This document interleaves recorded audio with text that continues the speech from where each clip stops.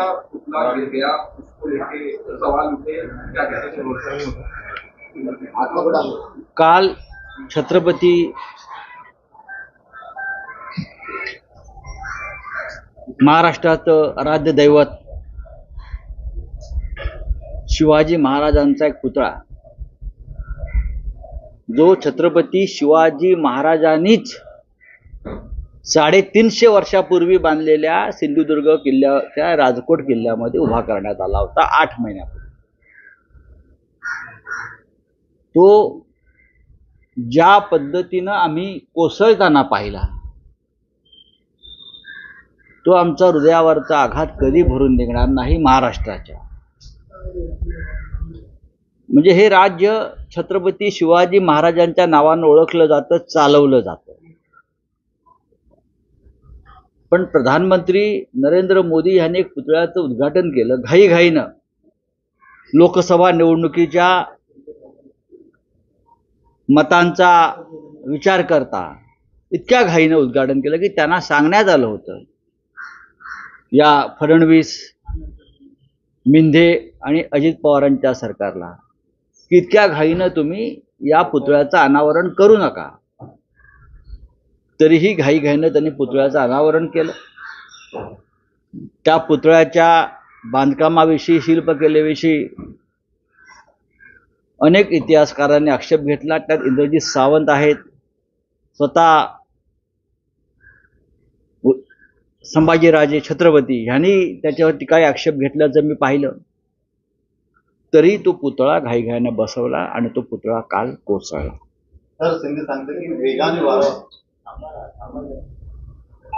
या महाराष्ट्रामध्ये छत्रपतींचा असा अपमान कधी झाला नव्हता. औरंगजेब, मोगल राज्यांनीही अनेकदा हल्ले केले आमच्यावर, पण छत्रपतींचा असा अपमान मोगल सरदारांनीही केला नव्हता किंवा त्यांच्या राजांनी केला नव्हता. आग्र्यातून छत्रपती स्वाभिमानानं सुटून बाहेर आले, पण आपल्या राज्यात त्यांच्यावरती ही वेळ आली कोसळून पडण्याची. याला सर्वस्वी जबाबदार पंतप्रधान नरेंद्र मोदी, देवेंद्र फडणवीस, एकनाथ शिंदे आणि अजित पवार आहेत. एक लक्षात घ्या, मी फार काळजीपूर्वक सांगतो, सार्वजनिक बांधकाम खात्यानं हे काम केलं. एकनाथ शिंदे आणि त्यांच्या मर्जीतल्या ठेकेदारांना हे काम दिलं नेहमीप्रमाणे. त्यात किती कमिशन मिळालं या लोकांना त्याचा हिशोब यावा लागेल. ठेकेदार, शिल्पकार हे सगळे ठाण्यातले असल्याची माहिती समोर आली आहे. ही अत्यंत गंभीर गोष्ट आहे. ते कारण काही सांगतील, पण आज महाराष्ट्र दुःखी आहे. महाराष्ट्राच्या छातीमध्ये आरपार जी वेदना झालेली आहे त्याची भरपाई कधीच कोणी करू शकणार नाही. महाराजांच्या पुतळ्याचे तुकडे ज्या पद्धतीनं झालेले आम्ही पाहिले, महाराष्ट्रावरती ही अशी वेळ येईल हे पाहण्याची हे आम्हाला कधी वाटलं नव्हतं. पण सरकार अजूनही हसतंय. सरकारच्या चेहऱ्यावर एकही वेदना मला दिसत नाही. सरकार म्हणतंय समुद्रावर काय होता, जोरात वारा होता. हे कोणाला मूर्ख बनवतायत? समुद्रावर वारा असणारच, किल्ल्यावर वारा असणारच. 1933 साली गिरगाव चौपाटीमध्ये समुद्रच आहे ना, लोकमान्य टिळकांचा पुतळा बसवण्यात आला. तो अजूनही तसाच आहे. तिथेही तोच वारा त्याच वेगानं वाहतोय, तीच हवा. लोकमान्य टिळकांचा पुतळा 1933 साली शिल्पकार फडके आणि रघुनाथ फडके यांनी बनवला आणि तो बसवला. 1933 तेव्हापासून आजपर्यंत पुतळा खंबीरपणे उभा आहे. समुद्रच आहे ना, समुद्रावरच बसवलेला आहे तो चौपाटीवर. 1956 साली पंडित नेहरूंनी प्रतापगडावरती एक पुतळा बसवला. वो भी ऊपर, तो सुद्धा वर आहे ना, हवा है ना वर, किले के ऊपर वो बनाया है. पंडित नेहरू ने छत्रपति शिवाजी महाराज का पुतला अनावरण किया.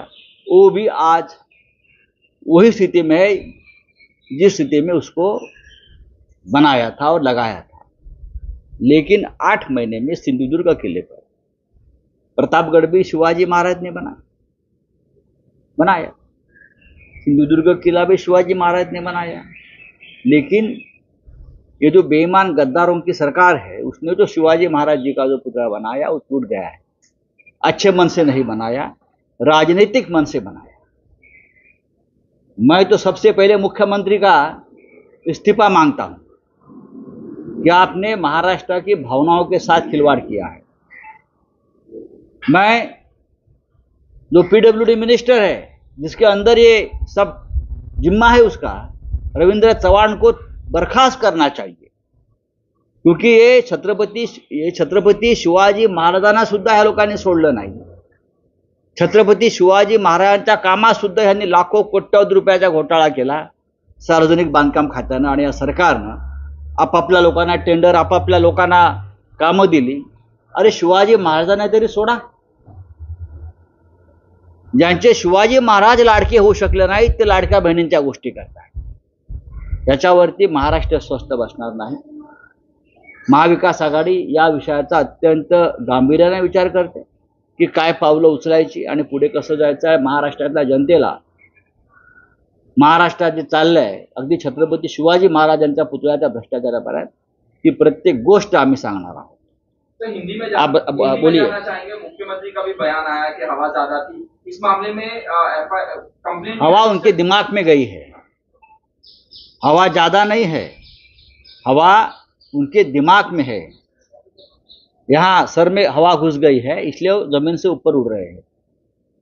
जो छत्रपति शिवाजी महाराज, जिसे हम महाराष्ट्र को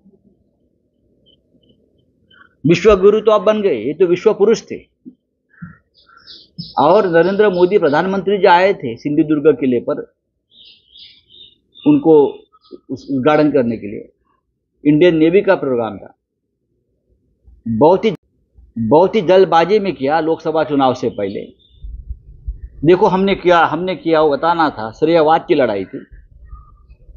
बहुत लोगों ने उनको बताया, खास करके कोल्हापुर के संभाजी राजे छत्रपति, जो शिवाजी महाराज के वंशज है, उसने बताया कि आप इतनी जल्दबाजी मत करिए ये स्टैचू के अनावरण के, लेकिन कर दिया।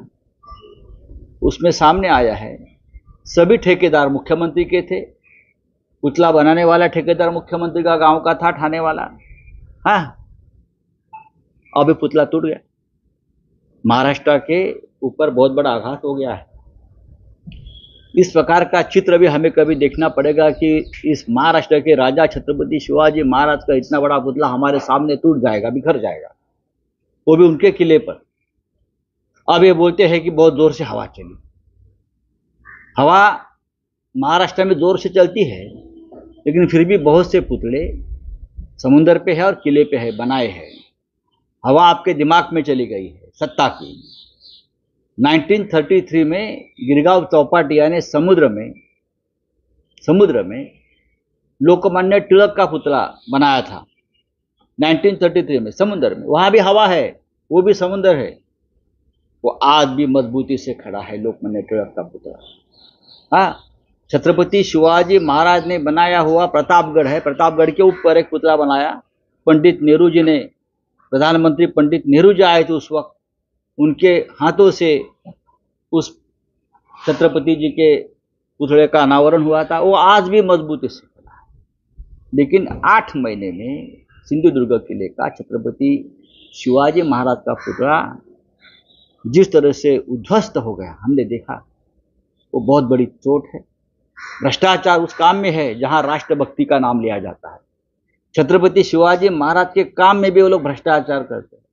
अब लाडली बहना, हमारे लाडले राजा को नहीं संभाल सकते आप लाडली बहना की बात करते हो। हाँ, लेकिन महाविकास आघाड़ी इस विषय को बहुत गंभीरता से लेने जा रही है और हम देखेंगे आगे क्या करना है। सर, कल एमबीए की मीटिंग हुई, उसमें जो फॉर्मूला है, ठीक है, अभी शिवाजी महाराज के सामने क्या है वो, उसके ऊपर तो बातचीत चलती है। फॉर्मूला क्या है बात? हाँ, बोला। तो शिल्पकार जो था उसको 6 महीने का वक्त दिया गया था, और देखा जाएगा तो राम जन्मभूमि का, राम मंदिर भी था, ये को लेकर ये पहले प्रधानमंत्री है।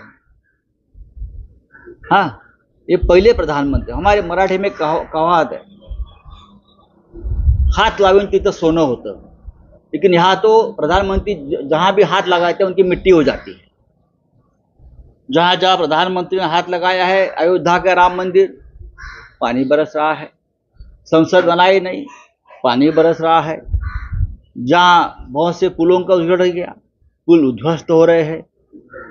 कोस्टल रोड देखिए, वो लीक हो रहा है। आप छत्रपति शिवाजी महाराज जी को हाथ लगाया, हाँ, अटल सेतु टूट गया। छत्रपति शिवाजी महाराज जी का स्टैचू को हाथ लगाया, उध्वस्त हो गया। ये देश के पहले प्रधानमंत्री 70 साल में जहां भी हाथ लगाए उध्वस्त हो जाता है।